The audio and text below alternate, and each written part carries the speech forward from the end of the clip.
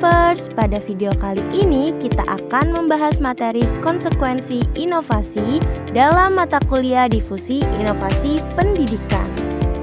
Sebelum kita lanjut ke materi, kalian harus tahu dulu nih tujuan pembelajaran dari video ini.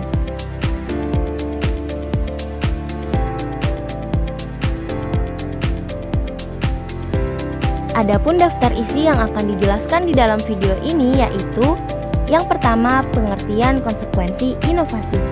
Yang kedua, klasifikasi konsekuensi inovasi. Yang ketiga, bentuk, fungsi, dan arti dari inovasi.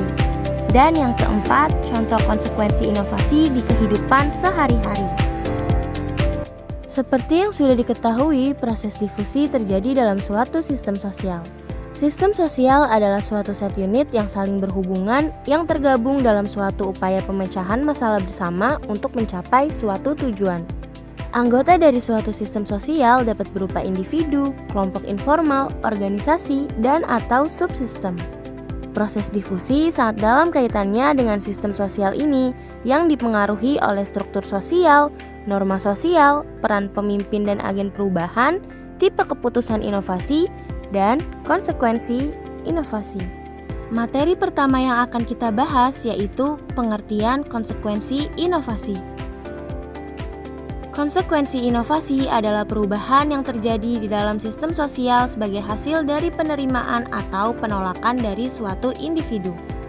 Dalam menghadapi suatu inovasi, masyarakat atau sistem sosial dihadapkan pada dua pilihan, yaitu antara menerima atau menolak inovasi tersebut, dan pastinya memiliki dampak tersendiri, baik itu dampak positif atau dampak negatif. Nah, dampak yang dihasilkan dari memilih atau tidaknya suatu inovasi itulah yang disebut dengan konsekuensi inovasi. Lalu selanjutnya materi yang akan kita bahas klasifikasi konsekuensi inovasi, yang dimana terbagi menjadi 3 jenis. Yang pertama ada konsekuensi desirable versus undesirable, yaitu konsekuensi yang diinginkan dan yang tidak diinginkan. Konsekuensi yang diinginkan adalah dampak dari inovasi yang sesuai dengan tujuan dan memberikan pengaruh fungsional bagi individu atau sistem sosial. Konsekuensi ini telah direncanakan sebelumnya dan merupakan hasil dari proses inovasi yang berjalan sesuai harapan. Sebaliknya, konsekuensi yang tidak diinginkan adalah dampak negatif yang muncul di luar rencana dan tidak sesuai dengan harapan awal. Konsekuensi ini bersifat disfungsional dan seringkali menimbulkan masalah baru dalam sistem sosial. Perbedaan keduanya terletak pada sejauh mana inovasi berhasil mencapai tujuan yang telah dirumuskan sebelumnya.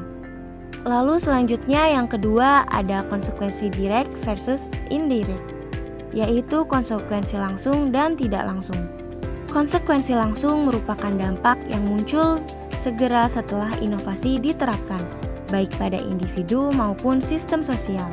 Respon ini bersifat cepat dan langsung terlihat sebagai akibat dari penerapan inovasi tersebut. Sementara itu, konsekuensi tidak langsung adalah dampak yang tidak terjadi secara langsung, melainkan muncul sebagai akibat lanjutan dari konsekuensi langsung. Dampak tidak langsung ini membutuhkan waktu lebih lama untuk terlihat dan biasanya melibatkan proses perubahan yang lebih kompleks di dalam sistem sosial. Lalu selanjutnya yang terakhir ada konsekuensi yang dapat diantisipasi dan konsekuensi yang tidak dapat diantisipasi. Konsekuensi yang dapat diantisipasi adalah dampak inovasi yang telah diperkirakan sebelumnya oleh individu atau anggota sistem sosial. Dampak ini merupakan hasil dari perencanaan dan prediksi terhadap kemungkinan perubahan yang ditimbulkan oleh inovasi. Sebaliknya, konsekuensi yang tidak dapat diantisipasi adalah dampak yang muncul secara tidak terduga, baik sebagai hasil dari adopsi maupun penolakan terhadap inovasi. Konsekuensi ini seringkali tidak dikenali sebelumnya dan bisa bersifat positif maupun negatif, tergantung pada konteks penerapannya. Selanjutnya, materi yang akan kita bahas yaitu bentuk, fungsi, dan arti dari inovasi. Yang pertama yaitu bentuk atau form inovasi, merujuk pada tampilan fisik dan substansi dari inovasi yang dapat diamati secara langsung. Contohnya adalah alat seperti mesin kasir atau headset. Ini adalah wujud nyata dari inovasi yang bisa dilihat dan disentuh. Lalu yang kedua ada fungsi atau function inovasi, yaitu menjelaskan kontribusi inovasi terhadap kehidupan dalam suatu sistem sosial. Contohnya inovasi produk seperti Android dan Windows, yang dapat membawa perubahan besar dalam cara manusia berkomunikasi, bekerja, dan mengakses informasi. Yang terakhir yaitu arti atau meaning inovasi. Persepsi subjektif dan seringkali tidak disadari mengenai inovasi yang dialami oleh individu dalam suatu sistem sosial. Seseorang mungkin merasa bingung atau ragu ketika menghadapi inovasi baru karena maknanya bisa berbeda-beda tergantung pada pengalaman pribadi. Contohnya smartphone bagi orang tua atau lansia. Seorang lansia mungkin merasa bahwa smartphone adalah hal yang membingungkan dan mengintimidasi. Lalu materi terakhir yang akan kita bahas yaitu contoh konsekuensi inovasi di kehidupan sehari-hari. Adapun contoh konsekuensi inovasi di kehidupan sehari-hari berdasarkan klasifikasinya. Yang pertama, konsekuensi yang diharapkan dan yang tidak diharapkan. Contohnya inovasi berupa pembuatan tempat sampah kreatif di sekolah yang bertujuan agar siswa lebih tertarik dan terbiasa membuang sampah pada tempatnya. Ketika siswa mengikuti aturan dan mulai sadar pentingnya kebersihan, itu menjadi konsekuensi yang diharapkan. Namun, jika masih ada siswa yang tetap membuang sampah sembarangan, meskipun sudah tersedia fasilitas menarik, maka itu menjadi konsekuensi yang tidak diharapkan. Lalu yang kedua, contoh konsekuensi langsung dan tidak langsung.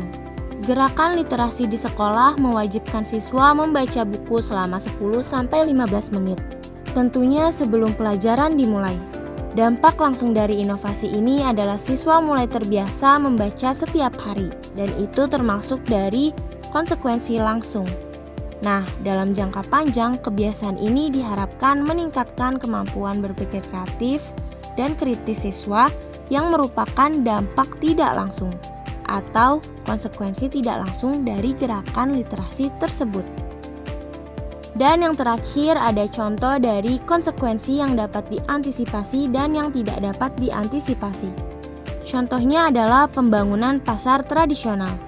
Pembangunan pasar tradisional ditujukan agar pedagang memiliki tempat yang tertib dan nyaman untuk berjualan.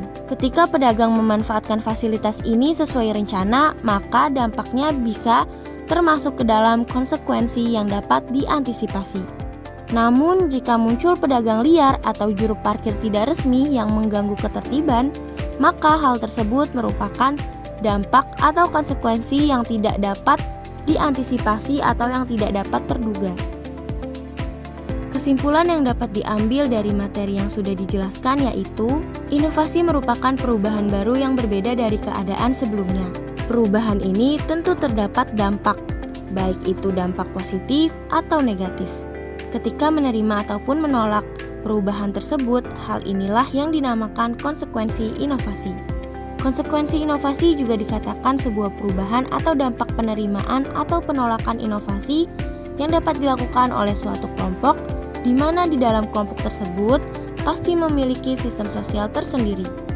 Oleh karena itu, konsekuensi inovasi tidak hanya berdampak pada individunya saja, melainkan juga pada sistem sosial yang berlaku dalam kelompok tersebut. Demikian penjelasan yang dapat saya sampaikan, semoga bermanfaat. Saya Fadila Rahmawati pamit undur diri. Bye-bye tipers.